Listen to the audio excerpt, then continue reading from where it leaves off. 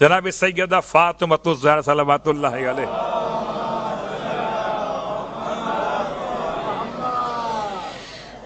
ایک دعا تعلیم فرمائی آپ نے.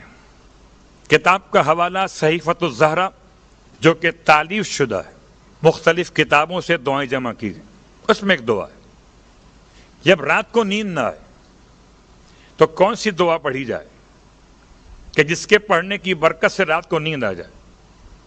اس کا پہلا جملہ، یا مشبع البطون الجائعہ،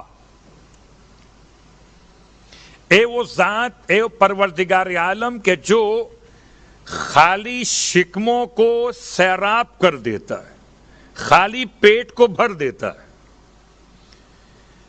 تو رات کی نیند کا تعلق انسان کی خوراک سے، میں سمجھتا ہوں خوابوں کا تعلق بھی خوراک سے. جیسا کھائیے گا ویسا دیکھیے گا، اچھا کھائیے گا اچھا دیکھیے گا، اچھا سوچیے گا تو اچھا دیکھیے گا، اور اچھے بن جائیے گا تو اچھا دیکھیے گا. صلوات پڑھے محمد علیہ. خواب کا تعلق خوراک سے بھی ہے، تفکر سے بھی ہے، اور اپنے اعمال سے بھی ہے.